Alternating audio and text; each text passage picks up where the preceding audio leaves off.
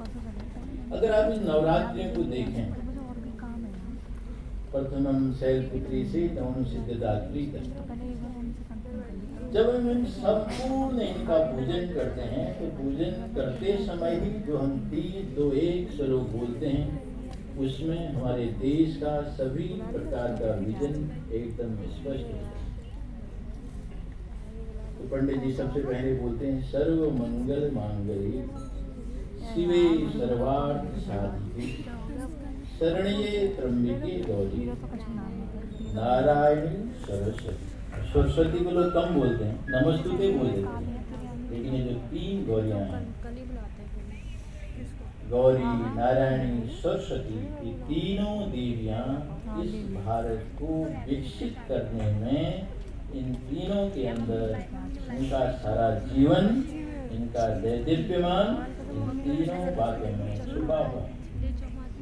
तो इसलिए हमारे यहाँ कहा है कि जब मनुष्य जीवन के अंदर इन 3 देवियों का वास हो जाए, नारायणी, गौरी, सरस्वती का, फिर धन से, बुद्धि से, पराक्रम से तीनों शक्तियां जिस देश में होंगी, वह देश स्वतः ही विकसित राष्ट्र की श्रेणी में खड़ा हो जाएगा। हम सोचें, विचार करेंगे तो तब अपने को ध्यान में आएगा। लेकिन हम अगर वर्तमान के संदर्भ में सोचें, वर्तमान के संदर्भ में विचार करें तो कुछ बातें ध्यान में आती। कुछ ध्यान में क्या है, भगवान शंकर का जब विवाह हो रहा था तो आप सबको पता है पार्वती ने कितनी बड़ी तपस्या की। हिमाचल की पुत्री के साथ उनका विवाह होना था, तो इतनी घनघोर तपस्या के बाद भगवान शंकर की जब बारात गई, उस बारात में जाते समय आपने देखा होगा, वहाँ तो बहुत प्रकार के संसाधन की उपलब्धता थी, तब भी विकसित ही राष्ट्र रहा होगा भारत भी, तब भी खाने पीने की कोई कमी नहीं।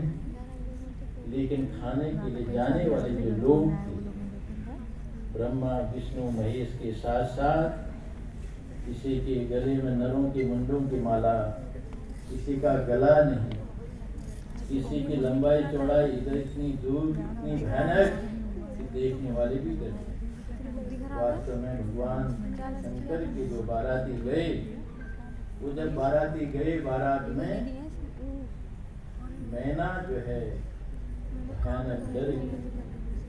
उन्होंने कहा, मेरी पुत्री के विवाह का जो दुल्हा है वो इतना, उसके शादी, उसके बाराती इतने भयानक, उसकी कंपन से हिमाचल की सभी स्त्रियां वहां से पलायन कर दी।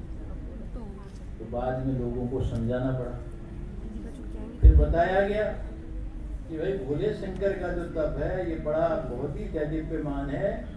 तो बाद में पार्वती ने उनको पूर्व जन्म के संस्कारों का तप और उनका संबंध दिखाया, तब वहाँ शांति हुई।